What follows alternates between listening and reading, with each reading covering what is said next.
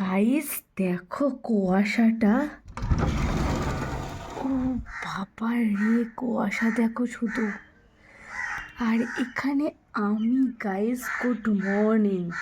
তো এত সকালে কি করছি তো সেটা তো পরে বলবো। এখন বাজে, আমি উঠেছি 5টার সময়, এখন 5:45 বাজে, চান টান কমপ্লিট। তো কোথায় যাচ্ছি সেটা তো পরে শেয়ার করবোই। শুধু কুয়াশাটা দেখো গাইস, আমি উঠতে পেরেছি, এইটাই যথেষ্ট। ও মাই গড। আর বাবা এখন ঘুমাচ্ছে, বাবার ঘরেই রয়েছি।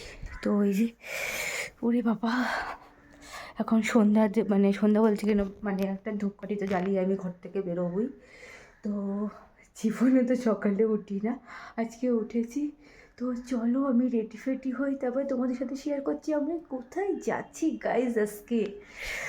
তো চলো। তো এই যে সকালবেলায় উঠেই চলে গেলাম কোথায় বলো তো, এই দেখো শাড়ির দোকানে। হ্যাঁ, কলকাতায় গেছিলাম শাড়ি কিনতে, আমাদের ওই বাড়ি মানে রিসেপশনের শাড়ি কিনতে। তো ওরা তো বললো চলো কিনে নিয়ে এসে। ওই দেখো আমাদের ফাইনাল লুক। আমি কি পরে গেছিলাম, ওটা হাইনেক আর প্লাজো পরে গেছিলাম, সোয়েটারও নিয়েছিলাম, কিন্তু বিভৎস গরম ছিল সেদিনকে। তো যাই হোক, শাড়ি দেখো কত শাড়ি। আর ওই দেখো আমাদের ব্লিং হচ্ছে, কিন্তু আমি কি শাড়ি নিয়েছি সেটা কিন্তু পরে দেখানো হবে।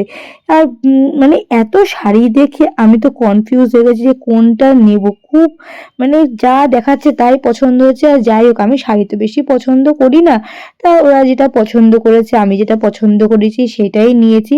আর ওখানে সবার জন্য নেওয়া হয়েছে, দিদিভাই, মা, আমার, বুড়োর, বুড়ো বলতে কিন্তু আমার বড়োর ডাকনাম বুড়ো। তো যাই হোক, আর বাবা যেহেতু পাঞ্জাবি ঠাঞ্জাবি পরে না, ওই জন্য বাবার জন্য কিছু নেওয়া হয়নি। তারপরে আমাদের বাড়ি যেসব প্রণামী আসবে সেই শাড়ি। তো যাই হোক, কেনাকাটি তো কমপ্লিট হয়ে গেল। জানো তো, খুব দারুণ দারুণ শাড়ি পেয়েছি আমরা ওখান থেকে।